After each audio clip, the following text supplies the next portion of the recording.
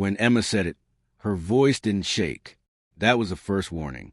We were sitting at the kitchen table, the place where we once mapped out our future, argued playfully about ridiculous vacation ideas, and teased each other about who was the worst cook. But that night, none of that warmth existed. The silence felt pressed against my lungs. She placed her mug down carefully, almost ceremonially, then looked at me with a kind of rehearsed calm. "Intimacy between us has faded," she said. "I want to open the relationship." For a moment, I genuinely believed she was making a terrible joke. My mind stalled, refusing to compute the words. But then I saw it. The guilt flickering behind her eyes, the kind that appears when someone knows they're hurting you but has already justified it to themselves. I didn't yell. I didn't demand answers. I just sat there, staring at the woman I thought I'd grow old with, realizing that somewhere in the grind of daily life, between exhaustion and emotional drift, something vital had slipped out of our hands. She waited for a reaction. Anger, disbelief, anything. All she got was a quiet, "Okay." It wasn't surrender. It was clarity. Sharp, sudden, undeniable. The kind you feel when a storm finally passes and you can finally see the wreckage. She blinked. "You're not upset?" I let out a laugh that didn't sound like it belonged to me. "Emma, if you need someone else to feel what we used to feel together, then maybe you should go." Her brows pulled together. "You're talking like it doesn't matter." "It does," I said. "Just not the way you think. I've been the only one holding us up for years, apologizing for things I didn't do, trying to fix feelings you didn't have. I thought love meant endurance, that it meant holding on no matter how hard it got. But maybe it also means knowing when you're the only one still trying." She packed a small bag that night. She didn't cry. Neither did I. She kissed my cheek, polite, mechanical, and said, "This doesn't mean I don't love you." I nodded. "It just means you love yourself more right now." When the door clicked shut, the silence didn't crush me. It felt liberating. For the first time in years, I wasn't tiptoeing around her moods. I wasn't starving for scraps of affection. I was simply myself, and that was enough. The first few days were quiet in a strange, echoing way. Work, home, dinner, reruns of shows we once watched together. I tried not to look at the empty chair across from me. Funny how quickly you can adapt to the absence of someone you once believed you couldn't breathe without. Emma sent a couple of casual messages. "Hope you're eating well. Don't forget to water the plants." Nothing that sounded like regret. Nothing that sounded like love. I didn't ask where she was or who she was with. I didn't need to. The distance between us was no longer physical. It was emotional, vast, and silent. But one night, curiosity cracked my resolve. I opened her social media. There she was, smiling, radiant, that spark I hadn't seen in months.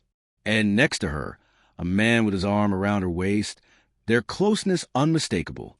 I stared at the photo, waiting for the anger. It never came.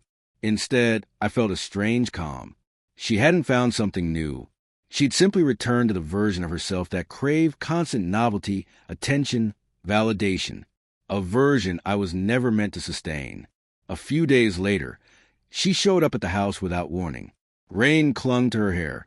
Uncertainty clung to her eyes. "Can we talk?" she asked. I stepped aside. She walked in slowly, taking the changes, the rearranged space, the missing photos, the quiet peace that hadn't been there before. "It feels different," she whispered. "It is," I replied. We sat in silence until she murmured, "I didn't think you'd actually be okay with it." "You wanted freedom, Emma."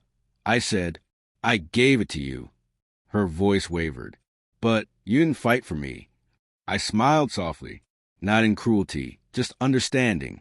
You don't fight for someone already halfway out the door. Tears gathered in her eyes. And for a moment, I saw the woman I once loved, the one who used to believe in us. But that version of her was gone. And maybe the version of me who loved her was gone too. A week passed. Then came her text. "Can we start over?" The old me, the one who bent until he snapped, who bled trying to keep love alive, would have said yes.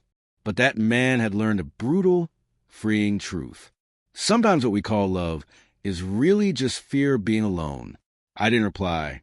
That evening, I walked around the quiet neighborhood, breathing in the cool air. For the first time in years, my mind wasn't haunted by what-ifs. I realized I didn't need closure from her. Silence was closure. The next morning, I packed the last of her things. The perfume she left on the dresser, her sketchbook, the reading glasses she always forgot. I dropped the box at her new place. No note, no confrontation. Just silence, the one thing she never understood. 2 days later, she appeared at my office. I stepped outside and she looked exhausted, not physically, emotionally, like someone who chased the wrong freedom and ended up trapped in emptiness. I thought all this would make me happy, she whispered, but it doesn't feel like freedom. It feels hollow. I nodded. That's the danger of open doors, Emma.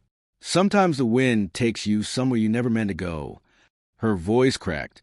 Can we fix this? Please.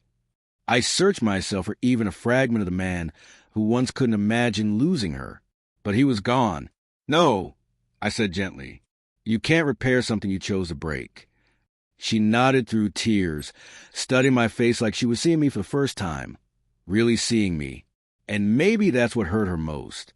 Not losing me, but realizing I wasn't going to chase her. As she walked away, I felt no anger, no triumph. Just peace. The kind that comes when you finally choose yourself. When I got home, I deleted her contact. I sat in the quiet, realizing something I should have learned long ago. Love doesn't end when someone leaves. It ends when you betray yourself to keep them. And that night, I slept like a man who had finally let go.